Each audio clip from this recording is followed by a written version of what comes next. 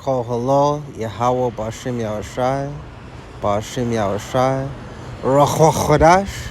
Let the elders that rule well be counted worthy of double honor, especially they who labor in the word and doctrine. To the 12 tribes which are scattered abroad, greeting. Yes, Tesla has issued recalls for at least a quarter of the cars it has sold. And mind you, Esau Edom, which is the biblical name for the so-called white man, he underreports statistics. So there could be half the cars could have been recalled. 3/4 of the cars could have been recalled. But we do know that cars have been recalled.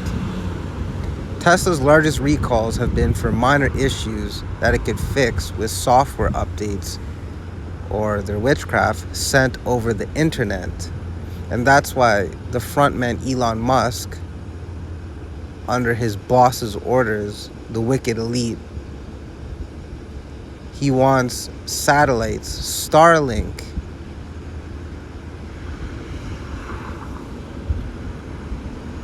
And we know that in this world, a star, the 5-pointed star, it's a satanic symbol because that is what they embody. They're the physical counterpart to the spiritual demon Satan.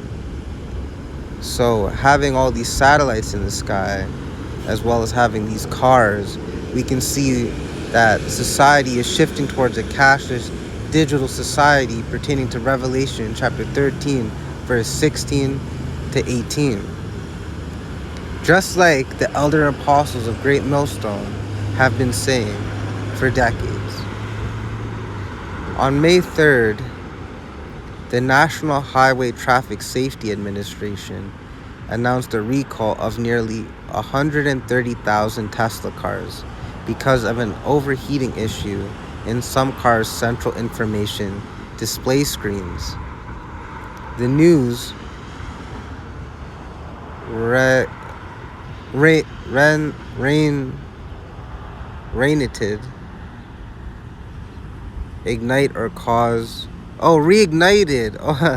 reignited discussion about the automotive company's history with recalls, including claims that anywhere between a quarter and half of the cars Tesla has ever sold have been recalled. This year alone, people have made the claim in tweets with more than 60,000 likes at least 3 separate times. Right? But it's not reported in the news because it's part of an agenda. All right, and that's pretty much the meat and potatoes. Okay, but it's not. This isn't focused on the fact that Tesla is recalling its cars.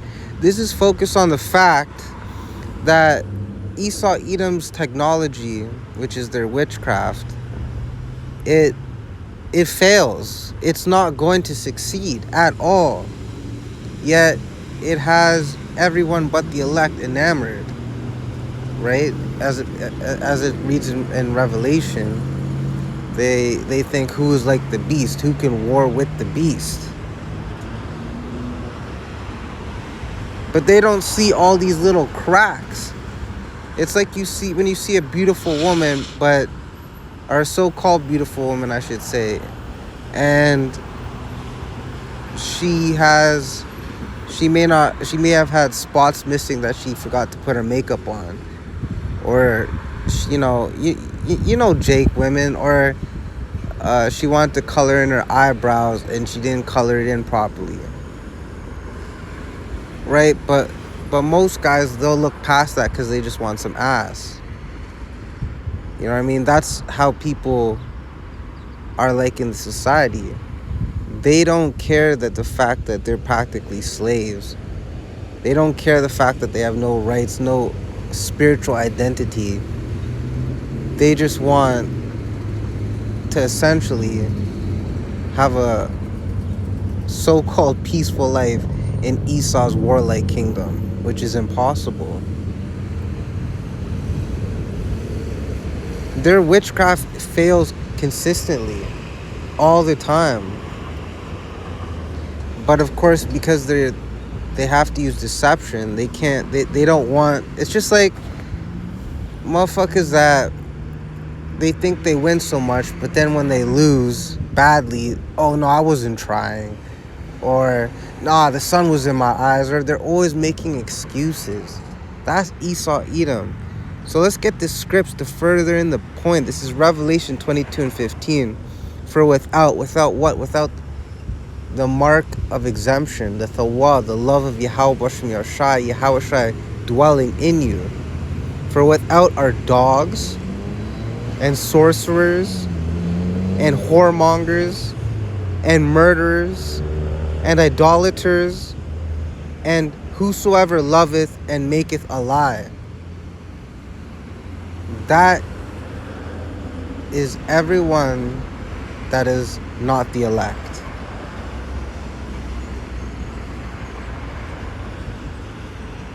Summed up in one scripture. I don't really need to break that down. So this is Exodus 7:11. Then Pharaoh, also called the wise men and the sorcerers, now the magicians of Egypt, they also did in like manner with their enchantments. Now you see these buzzwords, sorcerers, enchantments. Because if you go to Exodus 7:11, who is the modern day Pharaoh? Who has the world in bondage on the left-hand side? Esau Edom. He would be the modern day Pharaoh. And of course, he has his wise men, those that consult with the demons on his behalf. Right? They have a left-handed priesthood. And the sorcerers. This Musk man is just a sorcerer. Right? You are what your fathers are. So this is no different. As it is written in Ecclesiastes by Malach Shalom, there is nothing new under the sun. They are magicians. They use deception on the left-hand side. Enchantments. But it's all rooted in witchcraft on the left-hand side. If you've seen or read about, or even where you called ride sharing, or your homie drives one and he gave you a lift.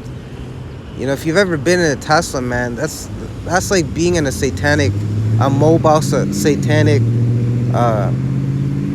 what the fuck are they called? Temple or altar. It's so uncomfortable. Yet the people that drive them are so enchanted. It's literally like what Elon Musk, under the banking system, what they want is they practically want the whole world to be in a Tesla car. That's essentially it. They want the whole world to be an enchantment because Tesla cars have cameras everywhere, recording audio, self-driving capabilities that is completely witchcraft, man. In modern day, right in front of our very eyes. But the world looks at it as, because they're deceived, they looked at it as a cutting edge technology, but techno means craft. So when they say cutting edge technology, they're saying cutting edge or modern day witchcraft. So what is their judgment? This is Isaiah 47:12. Stand now with thine enchantments. Okay, Esau? So yeah, you wanna go as deep as you think you can go with this witchcraft? Well, stand with them. And with the multitude of thy sorceries, wherein thou hast labored from thy youth. If so, be thou shalt be able to profit. If so, be thou mayest prevail. And if you have to read the whole chapter to get a full, complete, in-depth understanding. But the point is, Yahweh Shemashai is it's like, he's basically, it's like when, it's like, imagine if a 2-year-old went up to a prime Mike Tyson, is like, yo, Mike, I'm gonna kick your ass. That's exactly what it is. Mike's gonna be like, okay, all right, come. I'll let you throw the first punch too. And right here. I'll probably take off his Gucci shades and be like, come here. I'll let you throw the first punch. I'll even use one finger. That's basically it, because it's like, all right, go ahead, Esau, stand with your sorceries that you've, because when it says labored from that youth, you have to look at Esau as not just like an individual. You have to look at him as a nation. Excuse me, as a genealogy. Throughout his whole existence, he's labored in witchcraft and deception. Remember in the Garden of Eden, when Yahweh Shemeshai asked him, do you know where your, super roughly paraphrasing, do you know your brother is? And Esau Edom, at that time when he was king, he was so proud, he said, do I look like my brother's keeper? Right? In order to tell a lie, you need to know the truth. He knew the truth. He knew he slew his brother, Abel. But he deceived. And he also deceived when he was the serpent. So he's been all about deception from the jump. But what is history? What has the Bible proven? His deception doesn't last. The only reason it allows to even be the way it is because Yahweh Shemeshai allows it to be so. Proverbs 21:1. The king's heart is in the hands of Yahweh Shemeshai, and like a river, he turneth whithersoever he wants it to go. Extremely paraphrasing. And we know Esau Edom is the modern day king of this world, Job 9:24. So this is Revelation 19:20. And the beast was taken, and with him the false prophet that wrought miracles before him. The beast meaning Esau's system, his way of life, even being in these flesh bodies, just the carnality of and way and understanding of life, just everything you see. As Apostle Peter said, it's all going to be burnt up, man, with fervent heat. I think that's 2 Peter 3:10, but I know it's in Peter. And with him the false prophet. Who's the false prophet? There's no one man. It's a nation of people. It's Esau Edom, right? He's the false prophet that deceived the world, that wrought miracles before him with his witchcraft and sorceries, with which he deceived them that had received the mark of the beast, pertaining to Revelation chapter 13, verse 16 to 18. Because at that point, you've literally accepted this as your heaven and way of life, and accepted Esau Edom as your God. Which, just thinking about like how anyone could want to do that makes my stomach churn. But that's how Yahweh Shemeshai set it up.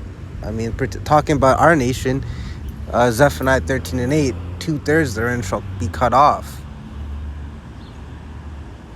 Right? They are like their father, the devil. They are deceivers. They like sorceries. Because as we read in Revelation 22:15, those that are without the mark of exemption are dogs, sorcerers, and whoremongers, and murderers, and idolaters, and whosoever loveth and maketh a lie.